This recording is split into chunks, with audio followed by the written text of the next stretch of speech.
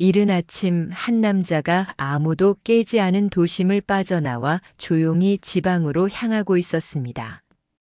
그의 이름은 강도현. 70이 넘은 나이에도 직접 운전대를 잡는 걸 고집하는 한 회사의 회장이었습니다.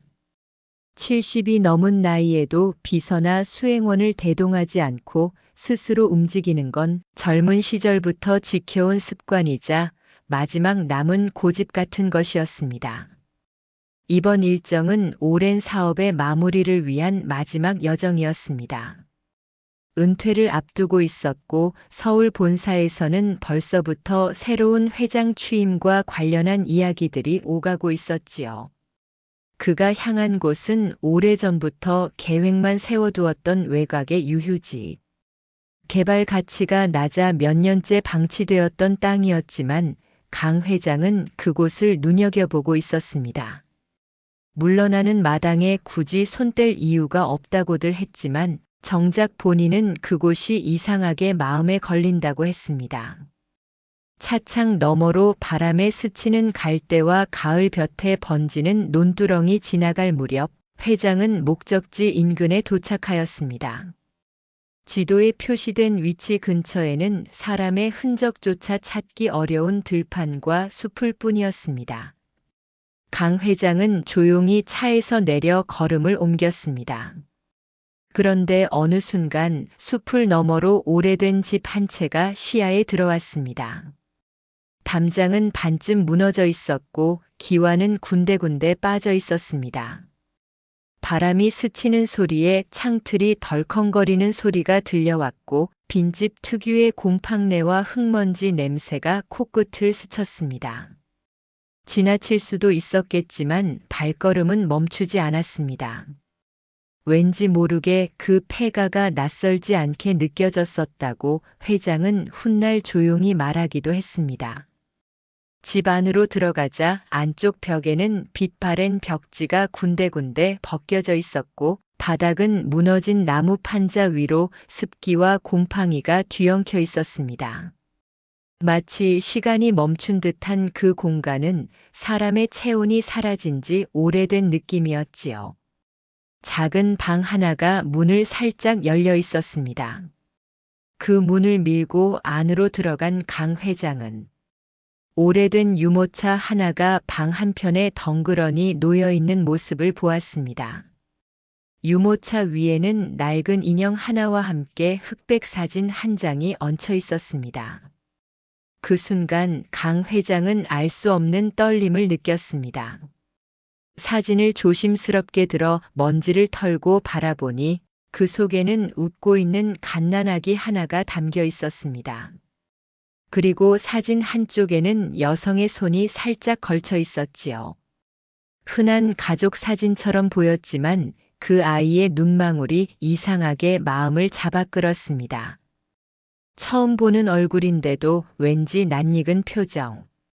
그 미소 속에서 설명할 수 없는 끌림과 가슴 저림이 밀려왔습니다. 이 아이는 강 회장은 말끝을 흐리며 사진을 들고 그 자리에 한참을 서 있었습니다. 무슨 이유인지 알 수 없지만 이 순간이 단순한 우연이 아니라는 예감이 들었습니다. 서울로 돌아온 그날 밤 그는 좀처럼 깊은 잠에 들지 못했습니다.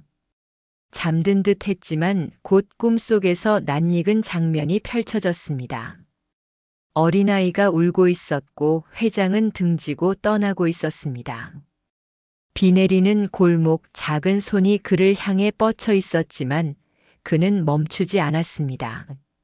얼굴조차 보이지 않는 아이의 울음소리가 귓가에 맴돌며 가슴을 아리게 했습니다. 식은땀에 젖은 채 이마를 짚고 일어난 강 회장은 한참을 숨 고르며 앉아 있었습니다.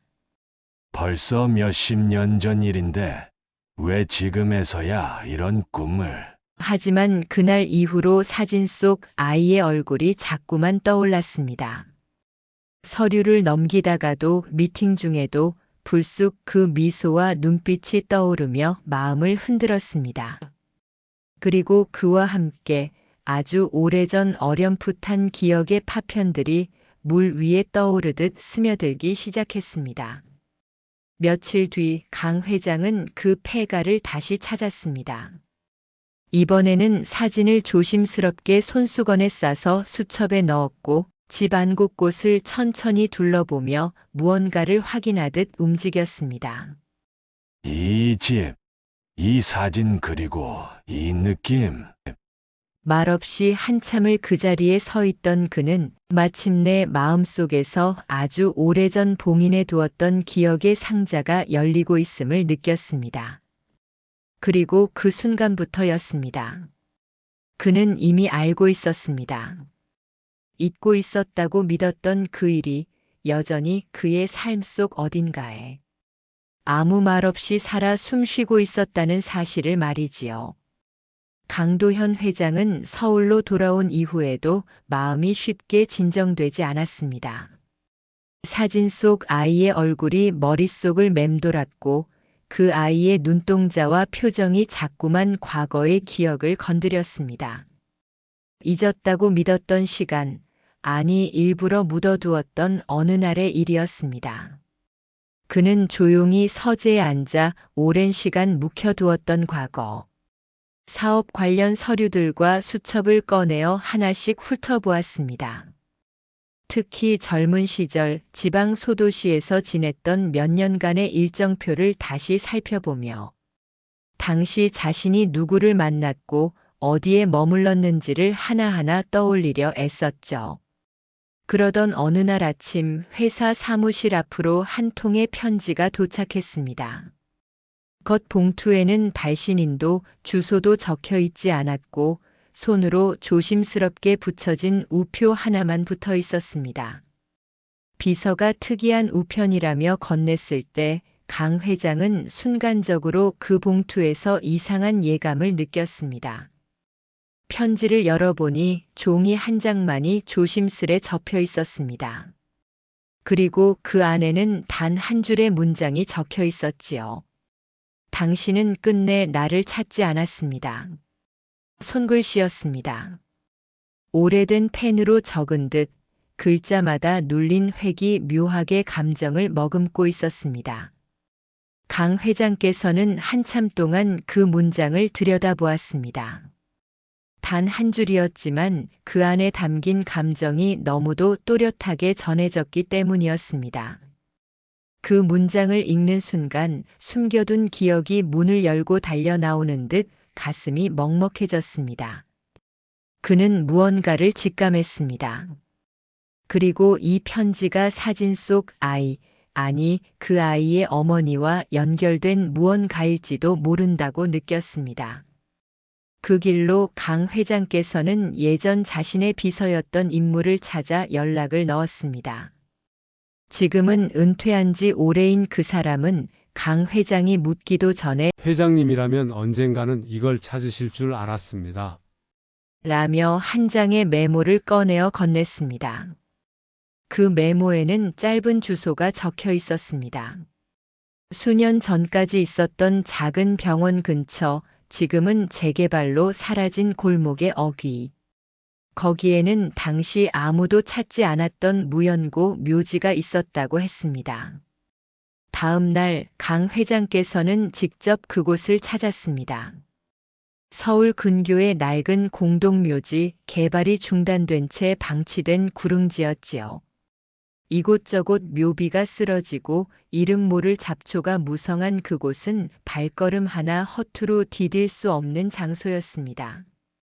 묘지를 관리하던 노인은 묘지 중앙의 작은 구역으로 회장을 이끌었습니다.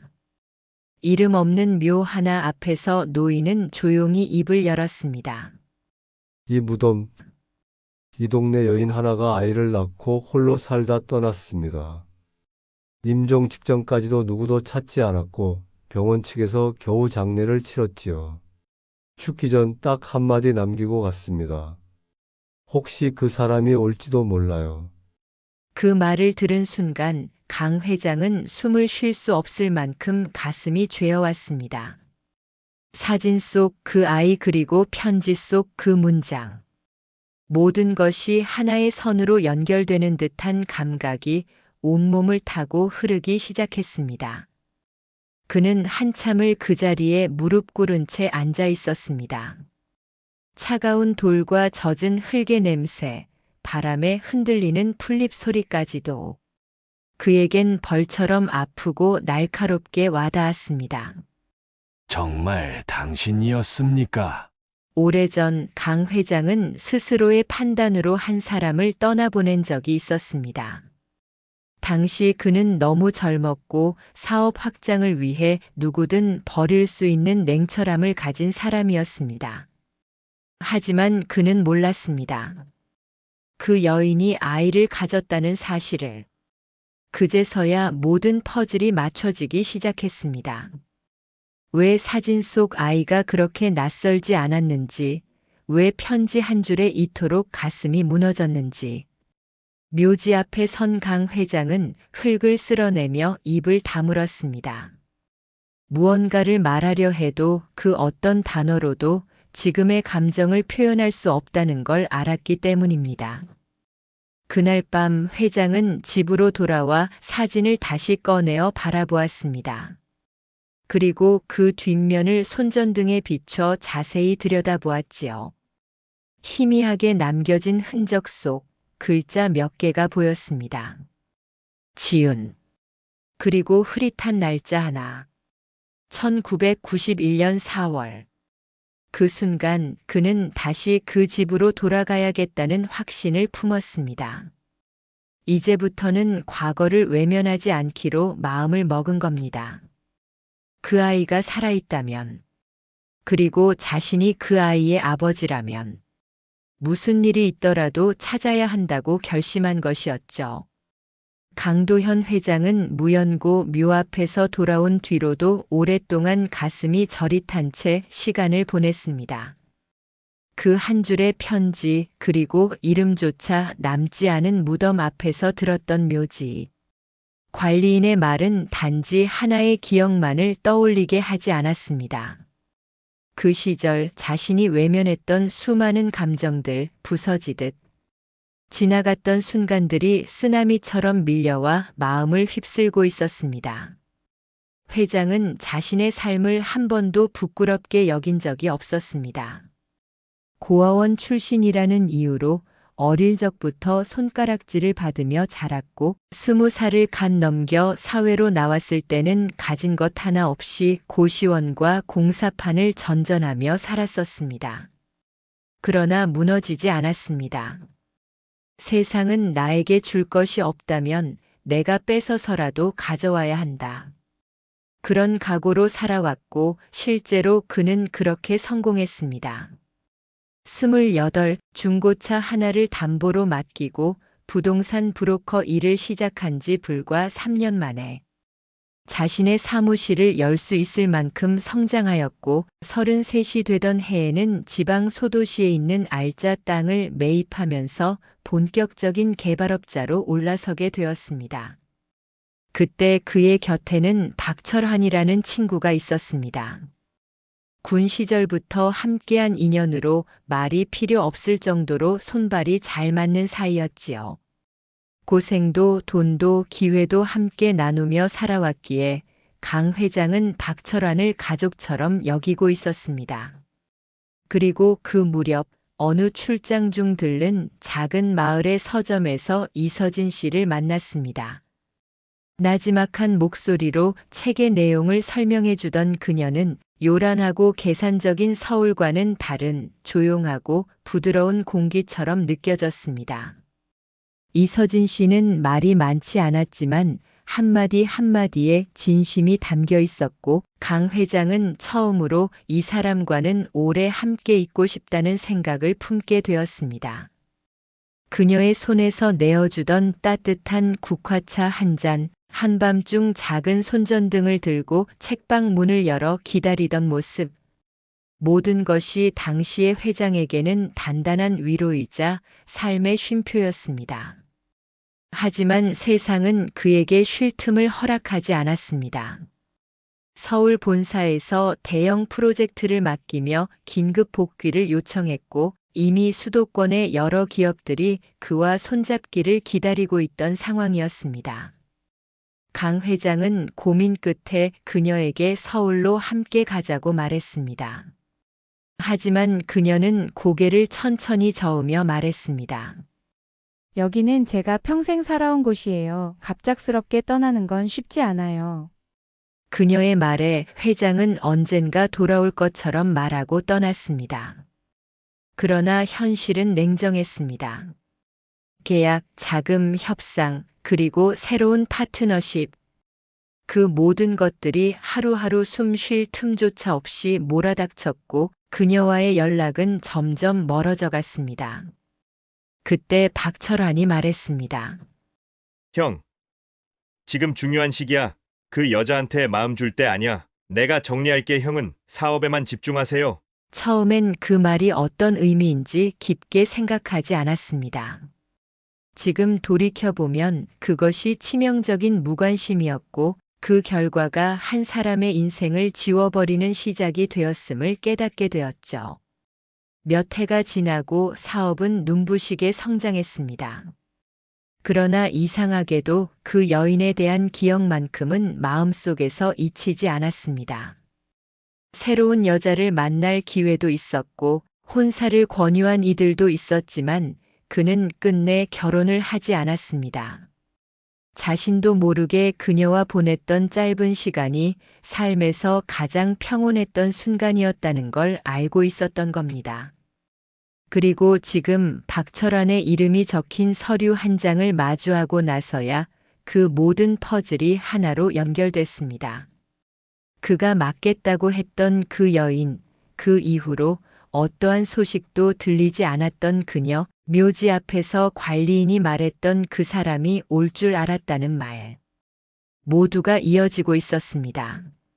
내가 나를 위해서라고 그 사람을 없앤 거냐? 입술을 깨물며 서류를 내려놓은 강 회장은 오랜만에 진심으로 눈시울을 붉혔습니다. 그렇게 지켜야 했던 사업, 그렇게 올라선 성공의 자리. 그 모든 것이 지금 이 순간 아무 의미 없이 느껴졌습니다. 그날 밤 강 회장은 서재 깊숙한 서랍에서 조심스럽게 사진 한 장을 꺼냈습니다.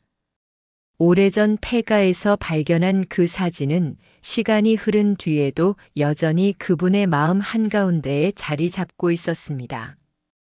빛바랜 흑백 속 아이는 조그마한 인형을 안은 채 순한 미소를 짓고 있었고 그 미소는 보는 이의 가슴을 묘하게 저리게 만들었습니다. 강 회장은 그 아이의 눈동자를 오래도록 바라보며 지금까지 외면해온 진실이 서서히 자신에게 다가오고 있다는 사실을 깨달아가고 있었죠. 그리고 그 아이가 혹여 살아있다면 그 누구보다 먼저 그 진실을 알아야 할 사람이었지요. 이제 강 회장은 단 한 사람을 찾기 위한 여정을 시작하기로 결심하였습니다. 단 한 번이라도 늦게 도착한 아버지로서 그 아이 앞에 서고자 했던 것입니다. 강도현 회장은 다시 한번 조용히 지방을 향해 차를 몰고 있었습니다.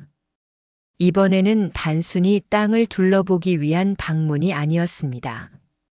사진 속 아이 그리고 그 아이의 어머니가 남긴 편지와 묘지 앞의 말. 그 모든 것이 한 사람을 향해 손짓하고 있었습니다. 회장은 최근 한 복지재단을 통해 기부를 진행하면서 우연히 알게 된 자선기관 행사에 조용히 참석하였습니다.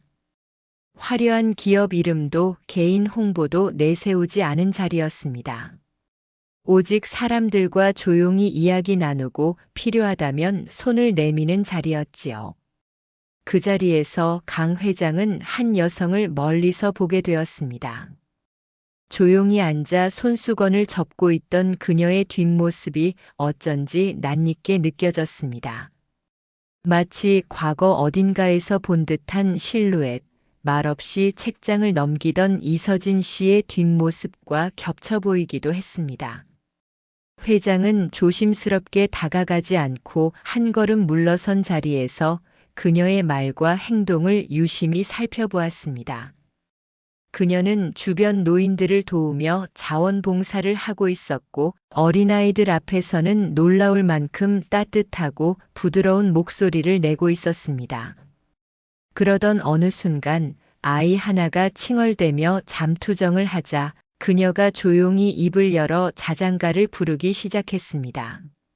낮은 음으로 읊조리는 그 멜로디. 처음 듣는 이라면 지나칠 수도 있는 소리였지만 강 회장의 귀에는 그 멜로디가 너무도 선명하게 들렸습니다. 달이 지고 해가 뜨면 너는 다시 웃어주렴. 그는 얼어붙은 듯 몸이 굳었습니다. 그 자장가는 분명 자신이 젊은 시절 만들어서 입버릇처럼 흥얼거리던 곡이었습니다. 어릴 적 고아원에서 외로움을 달래기 위해 스스로 만들어낸 멜로디였고 이서진 씨와 함께 지내던 시절 그녀가 종종 따라 부르던 곡이기도 했습니다. 강 회장은 천천히 눈을 감았습니다.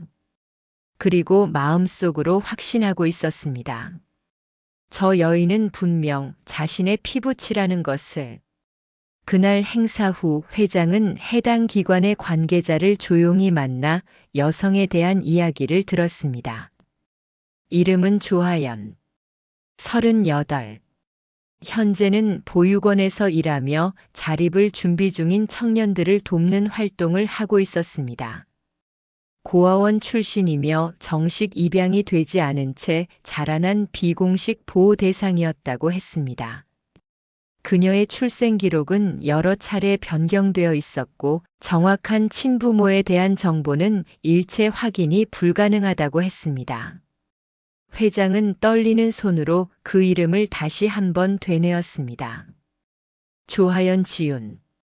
사진 뒤에 적혀있던 이름과는 달랐지만 아마 그녀의 어머니가 아이를 보호하기 위해 이름을 바꿨을 것이라는 생각이 스쳤습니다. 회장은 집으로 돌아와 조용히 서재에 앉아 사진을 꺼내 들었습니다. 그리고 자장가를 부르던 그녀의 모습을 떠올리며 그 기억 속에서 서서히 떠오르는 장면들을 되짚었습니다. 과거 이서진 씨가 웃으며 말하던 한마디. 이 노래 우리 아이가 좋아하겠죠? 당신이 만든 곡이니까 꼭 기억할 거예요. 그 말이 지금 이 순간 가슴 속에서 되살아나며 뭉클하게 울렸습니다. 그날 밤 강 회장은 처음으로 자신이 가진 힘을 사업이 아닌 한 사람을 위한 진실을 밝히는 데 쓰고자 결심했습니다. 이제 그는 시간을 더 이상 미루지 않기로 했습니다. 그녀가 혹시라도 자신의 존재를 알게 되었을 때 그 어떤 준비도 없이 그 앞에 서고 싶지 않았기 때문입니다. 그리고 그 마음에는 단순한 회한이 아닌 오직 한 가지 부모로서의 책임이 담겨 있었습니다. 그녀의 이름을 처음 들었을 때 강도현 회장은 그저 가슴이 저릿하다는 느낌만 받았습니다. 하지만 시간이 지날수록 마음속에 단단하게 자리를 잡아가는 확신이 있었습니다. 저 여인이 혹시 정말 그 아이일 수도 있겠구나. 무언가를 놓치고 지나쳤다고 믿었던 그 인생의 한 조각이 오랜 세월을 돌아 그의 앞에 다시 나타난 듯한 감각이었습니다. 회장은 즉시 신뢰하던 사설 탐정에게 정식 조사를 맡겼습니다. 조하연이라는 인물의 출생 기록, 성장 과정, 거쳐온 보호시설, 학력, 의료 기록까지 할 수 있는 모든 경로를 동원해 흔적을 추적하라고 지시했습니다. 그러나 의외로, 아니 어쩌면 예상했던 대로 조하연이라는 사람에 대한 정보는 어처구니 없을 정도로 비어 있었습니다. 출생지 미상, 출생신고 지연, 입양 이력 없음, 가족관계 등록부 상부모 기재 없음. 이름조차 여러 번 바뀐 흔적이 있었고 과거 보호시설에 남아있던 기록조차 대부분 폐기되어 있었습니다. 탐정은 며칠 뒤 이런 보고를 전했습니다. 회장님, 이상합니다. 단순히 오래됐다고 하기엔 자료가 너무 깔끔하게 사라졌습니다. 보통은 파편적으로라도 남아 있어야 하는데. 이건 누군가가 일부러 기록을 없앤 흔적 같습니다. 강 회장은 손에 들고 있던 서류를 조용히 내려놓았습니다. 그 순간 가슴 한가운데에 오래도록 내려앉아 있던 이름 하나가 떠올랐습니다. 박철환. 그 시절 자신이 바쁘다는 이유로 모든 것을 위임했던 사람. 이서진 씨와 관련된 땅 문제도 책방의 정리도 그리고 마지막으로 그녀의 거취까지도 묻지 않고 맡겨버렸던 이름이었습니다. 회장은 자신의 비서를 통해 오래된 기업 인사 자료를 다시 꺼내어 확인했습니다. 박철환은 지난 10년 사이 몇 개의 중소재단과 법인을 차명으로 운영해왔고 그중 하나가 과거 조하연 씨가 지내던 보호시설의 후원기관과 연결되어 있었습니다. 그 아이를 어쩌면 그는 강 회장은 서서히 숨을 골랐습니다. 모든 의심을 당장 입 밖에 내지는 않았지만 마음 한구석에서 또렷한 그림자가 형성되고 있었습니다. 지금까지 자신이 알지 못했던 무언가가 그 아이의 인생을 통째로 조작했을 가능성. 그리고 그 배후에 가장 가까웠던 사람이 서 있었을지 모른다는 두려움. 며칠 후 탐정은 중요한 단서를 하나 더 가져왔습니다. 과거 이서진 씨가 입원했던 병원의 오래된 명부에서 산모의 이름 없이 작성된 분만 기록 한 장이 발견된 것이었습니다. 이름 미상 여아 출산일 1991년 4월 12일 보호자 없음. 바로 그 사진 뒷면에 흐릿하게 적혀 있던 날짜와 정확히 일치하는 날이었습니다. 회장은 그 순간 긴 숨을 토했습니다. 그리고 속으로 이미 모든 것을 받아들이기 시작하였습니다. 그 아이는 살아있었다. 그리고 지금 바로 내 앞에 있다. 그런데 왜 지금까지 아무도 이 진실을 말해주지 않았을까? 왜 그 여인은 죽는 순간까지 자신을 기다렸다고 했으며 왜 아이는 가족도 없이 시설에서 성장해야 했던 걸까? 그리고 왜 수십 년이 지난 지금까지도 그 진실은 여전히 조용히 묻혀 있었던 걸까? 그날 밤 강 회장은 서재에 불을 켜지 않은 채 앉아 있었습니다. 손에는 사진 한 장이 들려 있었고 책상 위에는 자장가의 멜로디를 적은 오래된 악보 조각이 놓여 있었습니다. 그는 그 악보를 천천히 따라 은조렸습니다. 가사 하나하나, 음절 하나하나에 그 시절의 기억과 죄책감이 덧입혀지는 느낌이었습니다. 달이 지고 해가 뜨면 너는 다시 웃어주렴. 그 목소리는 떨렸고 눈시울은 어느새 붉어져 있었습니다. 이제 회장은 선택의 기로에 서 있었습니다. 진실을 말할 것인가 아니면 또다시 조용히 뒤로 숨을 것인가. 하지만 이번에는 달랐습니다. 이번만큼은 더는 미룰 수 없었습니다. 한 사람의 인생 전체를 외면한 대가가 지금 자신의 인생의 끝자락에서 그에게 다시 걸어오고 있었기 때문입니다. 강도현 회장은 조하연 씨의 존재를 확신하고 있었지만 그 진실을 쉽게 말할 수는 없었습니다. 아직 아무런 근거도 아무런 설명도 없이 자신이 그녀의 아버지라고 말한다는 건 어쩌면 또 한 번 그녀의 삶을 뒤흔드는 일이 될 수도 있었기 때문입니다. 그는 오래도록 고민한 끝에 그녀가 일하고 있는 복지기관의 익명의 후원자 자격으로 접근하기로 했습니다.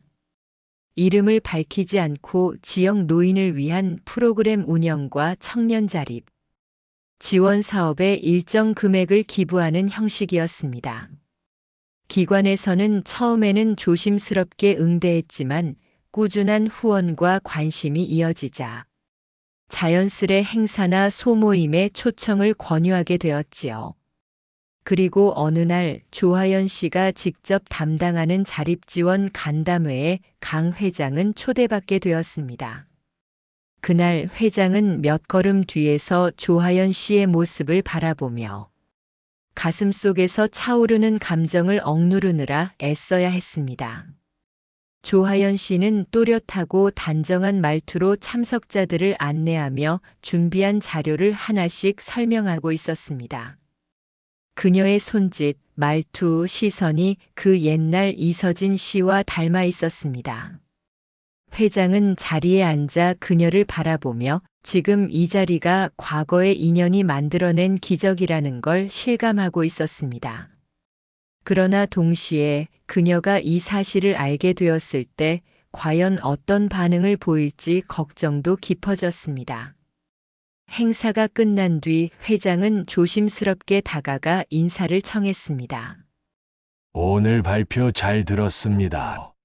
내용도 좋았고, 무엇보다 따뜻한 마음이 느껴졌습니다. 그녀는 잠시 당황한 듯 했지만 금세 미소를 지으며 고개를 숙였습니다. 감사합니다. 별 말씀을요.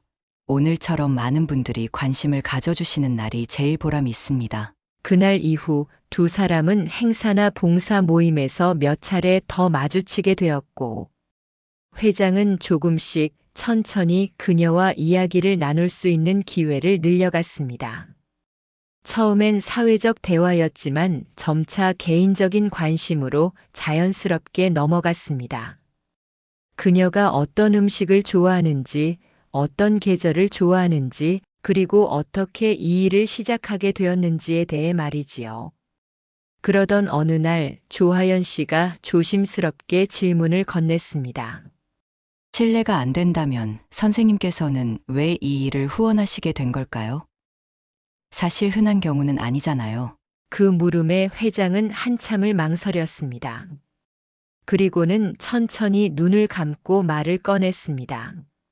오래전에 제가 한 사람을 놓쳤습니다. 그분은 말없이 기다리다 떠나셨고, 그 뒤로 저는 늘 그분에게 부끄러운 채로 살아왔습니다. 그 말에 조하연 씨는 조용히 시선을 내리깔았습니다. 그녀는 무슨 감정인지 정확히 알 수는 없었지만 이 낯선 사람에게서 느껴지는 묘한 진심과 슬픔에 이상하게도 마음이 울리는 듯한 감각을 느꼈습니다. 며칠 후 회장은 결심했습니다. 더는 우회하지 않고 진실을 확인할 방법을 제안해야 한다고. 그는 조하연 씨에게 따로 시간을 청했습니다.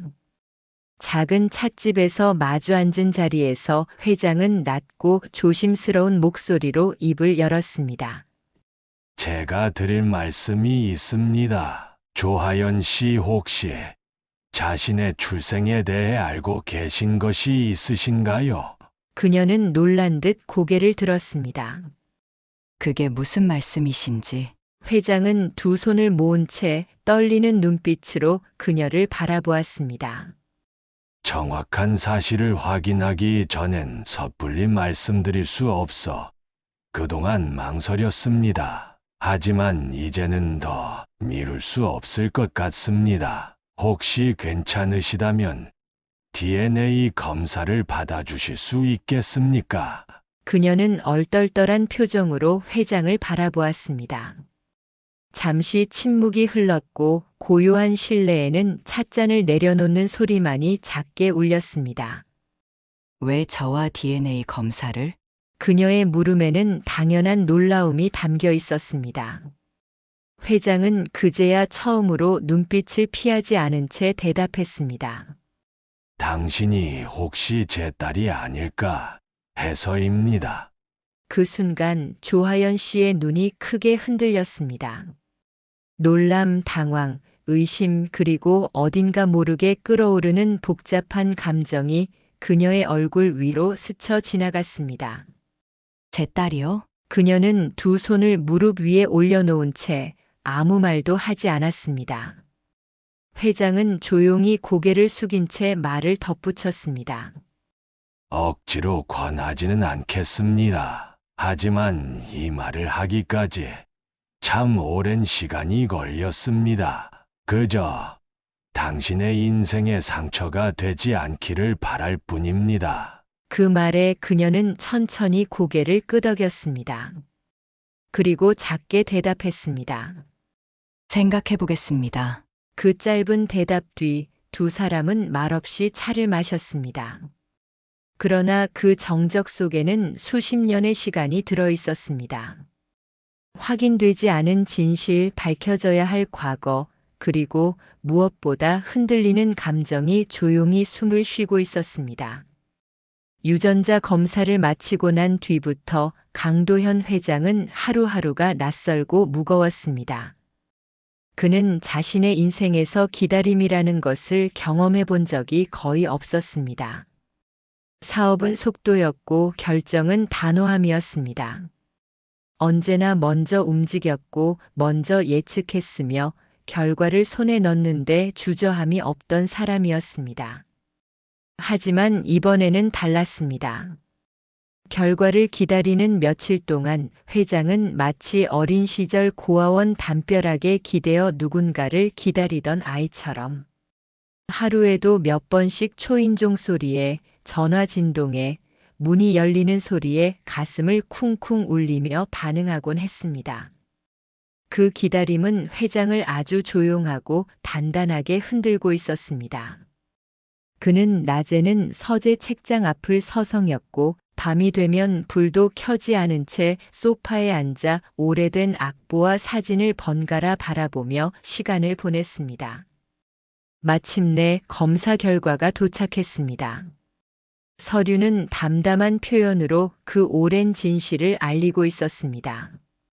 회장은 손가락으로 조심스럽게 활자를 짚었고 가슴속으로 오래전 놓쳐버린 생명 하나가 드디어 자신에게 다가왔다는 사실을 조용히 받아들였습니다. 기쁨이라 말하기엔 조심스러웠고 안도라 부르기엔 너무 늦은 감정이었습니다. 오히려 마음 깊은 곳에서는 무언가 놓쳐선 안 되는 것처럼 또 다른 상처가 시작될지도 모른다는 불안이 더 짙게 퍼지고 있었습니다. 조하연 씨는 별다른 감정 표현 없이 결과를 받아들였습니다. 들었다는 짧은 말 외에 그 어떤 대화도 이어지지 않았습니다. 그녀가 느낄 혼란을 이해하고 있던 회장은 조급해하지 않기로 했습니다. 지금은 말을 거는 것이 아니라 그저 기다리는 시간이란 걸 알고 있었습니다. 며칠 후 회장은 조심스럽게 그녀와 다시 마주할 기회를 만들었습니다. 예전에도 함께 머문 적이 있는 작은 카페. 크게 말하지 않아도 서로를 느낄 수 있던 그곳은 어쩌면 회장에게는 진심을 꺼내기에 가장 덜 두려운 공간이었는지도 모릅니다. 그녀는 예전처럼 단정한 옷차림으로 차분한 눈빛으로 자리에 앉아 있었습니다. 그러나 이전과는 분명히 다른 분위기가 있었습니다. 가벼운 인사도 없이 그녀는 그저 조용히 고개를 끄덕였고 회장은 마치 숨을 고르듯 묵묵히 그녀 맞은편에 앉았습니다. 그날 회장은 자신이 준비했던 말들을 거의 꺼내지 못했습니다. 그녀의 눈빛에서 감정을 읽고 그 감정이 마음속에서 출렁이는 파도처럼 느껴졌기 때문입니다. 그녀의 삶을 그는 단 한 장의 기록도 없이 보냈고 한 번도 생일을 챙겨주지 않았으면 단 한 통의 전화, 한 줄의 편지조차 건넨 적 없는 아버지였습니다. 세상은 그녀를 이름 없이 키웠고 그는 그 세상의 한 중심에서 성공이라는 이름으로 모든 것을 지켜보고 있었습니다. 그러나 한 번도 그녀의 방향으로 손을 뻗지 않았습니다. 그녀는 평생 자신이 누구인지도 모른 채 살아왔습니다. 사람들 틈에서 이름을 숨기고 가족 관계란 단어조차 조심스럽게 말해야 했고 무언가를 기대하거나 기다리는 법조차 잊으며 살아야 했던 삶이었습니다. 그런 삶 앞에 지금 이 순간 자신의 피 한 방울로 설명할 수 있는 이유란 그 어디에도 존재하지 않았습니다. 회장은 더 말하지 않았습니다. 고개를 깊게 숙였고 오래도록 움직이지 않았습니다. 말을 하지 않아도 그의 등은 무너져 있었고 고개 숙인 손끝은 떨리고 있었습니다. 그것이 그가 꺼낼 수 있는 유일한 진심이었습니다. 그녀는 잠시 그 모습을 바라보다가 조용히 일어나 자리를 정리하였습니다. 그리고 아무 말 없이 천천히 그 공간을 떠나갔습니다. 회장은 그녀의 뒷모습을 따라가지 않았습니다. 그녀가 멀어질수록 자신이 어떤 인생을 살아왔는지 되짚게 되었고, 그동안 이룬 모든 성공이 한 사람의 기억조차 지켜주지 못했다는 사실이 무게 있게 가슴을 눌렀습니다. 그날 밤 그는 식사를 하지 않았고 하루 종일 전화도 받지 않았습니다. 서재에 작은 스탠드 하나만 켜진 채 회장은 책상에 앉아 사진을 꺼내서 사진 속 아이의 얼굴을 가만히 바라보았습니다. 그 얼굴은 이제 더는 과거의 기억이 아니라 현실로 다가온 한 사람의 인생이었습니다. 그리고 그 인생이 지금도 여전히 고단하고 아직도 사랑이라는 단어 앞에서 망설이는 사람이라는 걸 그는 너무 늦게 알게 되었습니다. 지금까지 그는 모든 것을 빠르게 결정해온 사람입니다. 사업, 인사 확장, 투자. 수많은 판단의 순간들 속에서 단 한 번도 늦은 적이 없었습니다. 그러나 지금 그는 생의 마지막에 가장 중요한 것 하나를 너무 늦게 찾아낸 사람이 되었습니다. 사진을 내려놓으며 회장은 조용히 입을 열었습니다. 하연아, 그 이름을 소리내어 부른 것은 태어나 처음이었습니다. 조하연 씨와의 만남 이후 강도현 회장은 한동안 어떤 일정도 잡지 않았습니다. 서재 안에 머무는 시간이 많아졌고 그 안에서 묵은 사진과 오래된 수첩, 잊힌 엽서들을 꺼내 한 장씩 들여다보았습니다. 그의 손끝엔 여전히 딸의 존재를 처음 확신했던 사진이 남아 있었고 그 안의 아기 얼굴은 더 이상 과거의 조각이 아니라 지금 이 순간 살아 숨쉬고 있는 누군가의 역사로 가슴에 새겨지고 있었습니다. 시간이 흐른다는 건 때론 감정을 마모시키기도 하지만 어떤 감정은 시간과 함께 더욱 뚜렷해지기도 합니다.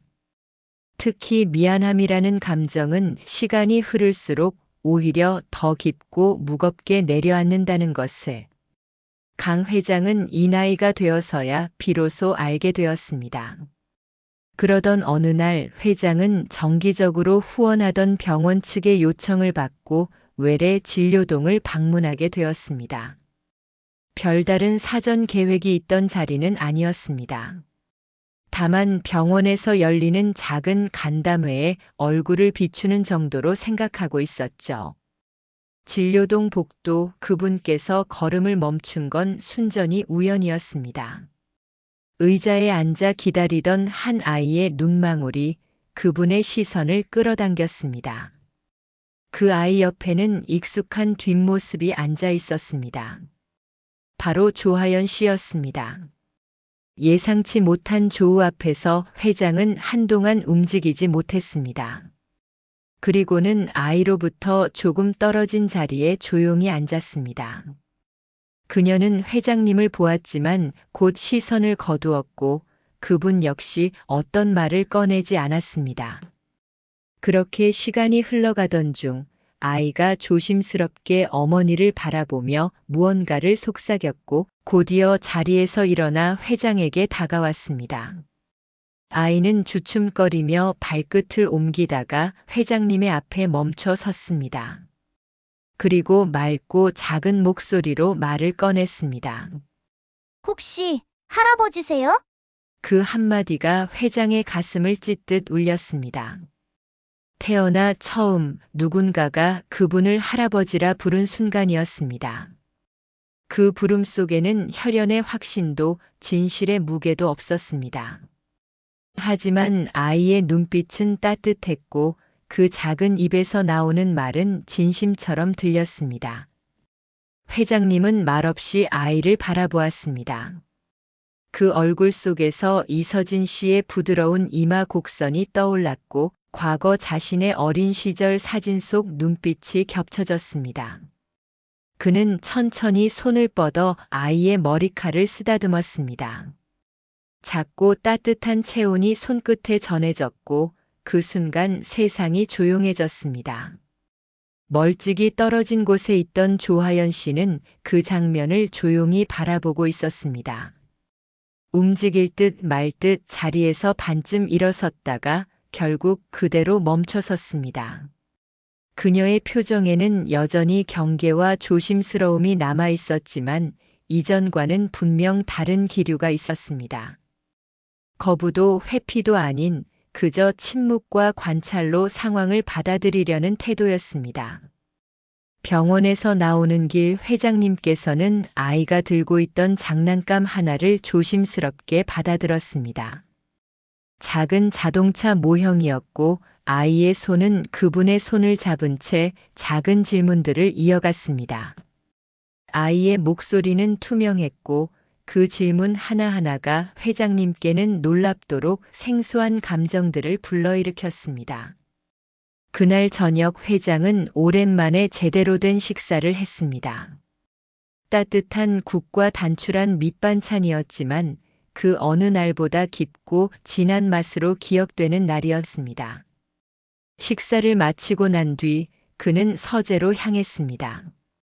책상 위에 놓인 사진을 다시 들여다보며 아이의 맑은 눈동자와 그 짧은 한마디를 곱씹었습니다. 할아버지, 그 이름 하나가 그분의 인생을 아주 조용하게 그러나 강하게 바꾸어 놓고 있었습니다. 그날 밤 회장은 처음으로 펜을 들고 하얀 종이 위에 조용히 무언가를 쓰기 시작했습니다. 그 글의 시작은 이렇게 적혀 있었습니다. 오늘 나는 처음으로 누군가에게 할아버지라 불렸습니다. 할아버지라는 부름을 들은 그날 이후로 강도현 회장의 내면은 이전과는 다른 속도로 흔들리고 있었습니다. 단 한 번의 짧은 만남이었지만 그 아이의 눈빛과 따뜻한 손끝은 그분의 굳건했던 시간을 단숨에 녹여내고 있었습니다. 그날 이후로 회장은 생활의 많은 부분을 조용히 정리하기 시작했습니다. 모든 결제 권한을 차기 대표에게 이양하였고 수년째 유지하던 이사회 의장직도 공식적으로 사퇴했습니다. 비서와 운전기사를 돌려보내고 남은 일정은 가급적 홀로 처리하겠다고 했습니다. 사람들은 회장님의 변화에 당황했지만 그분의 눈빛에는 단호함과 함께 고요한 평온함이 머물러 있었습니다. 그러던 중 정기 건강검진 결과가 도착하였습니다. 심장 기능 저하와 폐의 섬유화가 생각보다 빠르게 진행되고 있었고 의사는 회장에게 더 이상 큰 무리를 삼가시라며 조심스럽게 말했습니다. 회장은 담담히 고개를 끄덕였습니다. 그리고 그 길로 병원 근처 카페에 들러 차 한 잔을 천천히 마시며 생각에 잠겼습니다. 세상의 모든 결정을 빠르게 내리며 살아온 분이었습니다. 그 누구보다도 논리와 숫자, 확률에 강하였고 기회를 잡는 데에 망설임이 없었던 분이었습니다. 하지만 지금 인생의 마지막 갈림길 앞에서 그분은 처음으로 천천히라는 단어를 선택하고 있었습니다. 그 다음 날 조하연 씨에게 조심스러운 연락을 했습니다. 어떠한 강요도 없는 그저 진심을 담은 한 문장이었습니다. 마음이 괜찮으시다면 식사 한 끼 대접하고 싶습니다. 드릴 말씀이 있습니다. 그녀는 얼마간의 침묵 끝에 그 제안을 수락하였습니다. 그리고 약속한 날 두 사람은 서울 외곽의 한적한 공간에서 다시 마주하게 되었습니다. 그곳은 회장이 은퇴 후를 위해 마련해둔 작은 서재 겸 별장이었습니다. 평소엔 아무도 들이지 않던 곳이었지만 그날만큼은 조하연 씨를 위해 깨끗하게 정돈되어 있었습니다. 작은 식탁 위에는 회장은 직접 고른 반찬들과 국이 놓여 있었고 오래된 목재 의자에는 그녀를 배려해 마련한 쿠션이 조용히 놓여 있었습니다. 식사는 조용히 이루어졌습니다. 대부분의 시간 동안 두 사람은 말없이 숟가락만 들고 있었고 어느 순간 서로의 젓가락 소리마저 고요하게 흘러갔습니다. 식사를 마치고 난 뒤 회장은 천천히 자리를 비웠고 잠시 후 두 손에 낡은 가죽 일기장과 봉투 하나를 들고 돌아왔습니다. 그분은 조심스럽게 그것들을 식탁 위에 내려놓았습니다. 이건 너의 어머니에 대한 기록이란다. 그리고 내 삶의 마지막 정리이기도 합니다. 그 일기장에는 회장이 이서진 씨와 함께했던 짧지만 따뜻했던 시절이 담겨 있었습니다. 그녀의 책방에서 처음 마주했던 날, 비 오는 골목을 함께 걷던 장면, 그리고 서울로 올라가기 전 그녀의 손을 놓았던 날의 회한까지. 회장은 당시의 심정과 끝내 다시 찾지 못한 자신에 대한 자책을 수십 년에 걸쳐 꾹꾹 눌러 써내려왔습니다. 봉투 안에는 유언장이 들어 있었습니다. 그 내용은 간결하였습니다. 그의 전 재산 중 일정 부분을 손자 명의로 신탁하고 조하연 씨에게는 이서진이라는 이름이 담겨 있는 조용한 공간, 작은 갤러리와 북카페를 물려준다는 내용이었습니다. 그 공간은 이미 설계까지 마친 상태였고 어머니가 생전에 그리워하던 공간처럼 꾸며질 예정이었습니다. 그는 말했습니다. 이건 그 누구를 위한 보상도 아닙니다. 그저 내가 남기고 싶은 기록입니다. 누군가는 이 이야기를 기억해 주길 바랐습니다. 내가 이 땅 위에 잠시 존재했다는 흔적으로라도 말입니다. 조하연 씨는 일기장을 조용히 넘겼습니다. 그녀는 그 자리에서 울지 않았고 그저 아주 오랫동안 아무 말 없이 글자들을 읽고 있었습니다. 그녀가 다 읽고 난 뒤 조심스럽게 고개를 들었습니다. 그리고 회장의 눈을 바라보며 천천히 고개를 숙였습니다. 그 인사는 용서도 아니었고 동의도 아니었습니다. 하지만 그 안에는 받아들이고자 하는 한 사람의 조용한 결심이 담겨 있었습니다. 그날 밤 회장은 일기장 복사본 한 부를 다시 꺼내 마지막 장을 덧붙였습니다. 이제야 비로소 나는 누군가에게 남을 수 있을 것 같습니다. 사랑이라는 단어를 늦게 배운 이 노인의 이야기, 그 끝에 당신이 있어줘서 정말 고맙습니다. 그 문장을 마치고 나서야 회장은 처음으로 펜을 내려놓았습니다. 창밖에는 바람이 불고 있었고 밤하늘은 조용히 별을 품고 있었습니다. 그는 깊게 숨을 들이쉬고 천천히 등을 기댄 채 눈을 감았습니다. 겨울은 조금씩 깊어지고 있었습니다. 햇살은 낮아졌고 공기는 점점 더 차가워졌습니다. 강도현 회장의 방 창문은 얇은 성에로 덮여 있었고 그 안쪽에 앉은 그는 이따금 창밖으로 눈을 돌렸습니다. 그분의 하루는 더 이상 분주하지 않았습니다. 이제는 서류 대신 책 한 권과 작은 메모장이 곁에 놓여 있었고 몸을 움직이는 속도도 말하는 호흡도 이전보다 한결 느려졌습니다. 그렇게 조용한 날들이 이어지던 어느 날 회장은 마지막으로 조하연 씨와 손자를 자신의 집으로 초대했습니다.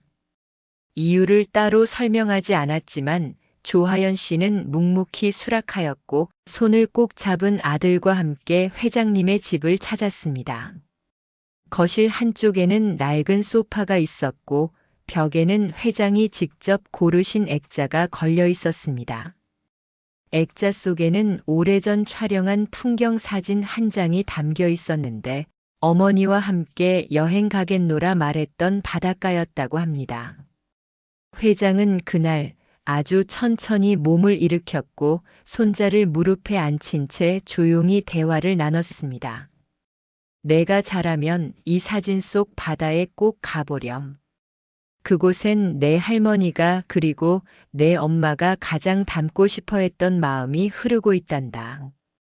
아이의 눈에는 아직 이해하기 어려운 말이었지만 그 순간만큼은 아이도 그 따뜻한 분위기를 온전히 느끼고 있었던 듯 했습니다. 조하연 씨는 한 걸음 떨어진 자리에서 그 장면을 조용히 바라봤습니다. 그녀의 손은 무릎 위에서 가지런히 모여 있었고 입술은 꼭 다물려 있었지만 표정은 이전보다 훨씬 부드러워져 있었습니다.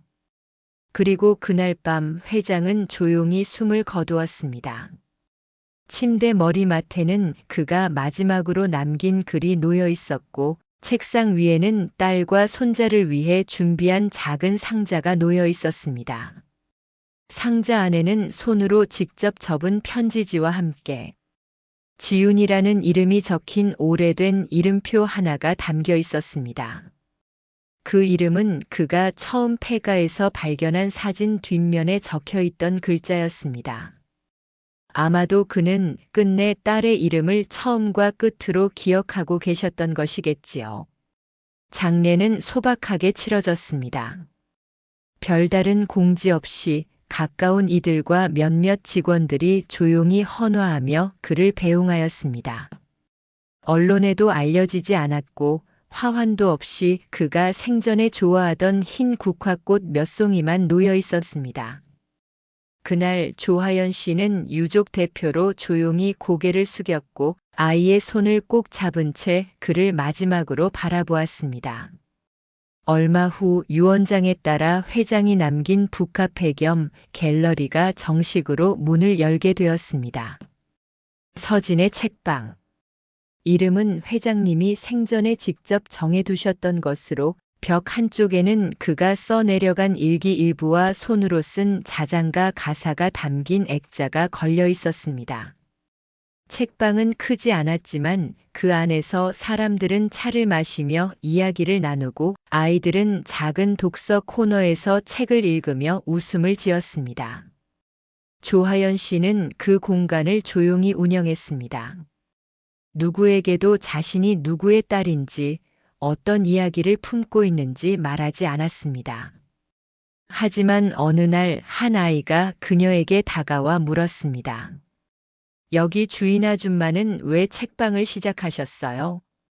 그녀는 한참을 생각하다가 천천히 웃으며 이렇게 대답했습니다. 누군가의 이야기를 잊지 않기 위해서. 그리고 밤이 깊은 어느 날 그녀는 책방 창가에 앉아 함께 찍은 사진을 천천히 바라봤습니다. 그녀의 눈빛은 예전보다 훨씬 단단해져 있었고 그 안에는 깊은 고요와 함께 조금은 늦었지만 진짜로 시작된 삶에 대한 의지가 담겨 있었습니다. 그녀는 작은 목소리로 중얼거렸습니다. 아버지, 이제야 비로소 우리 이야기가 시작된 것 같습니다. 하늘에서는 어머니와 행복한 시간 보내셨으면 좋겠습니다.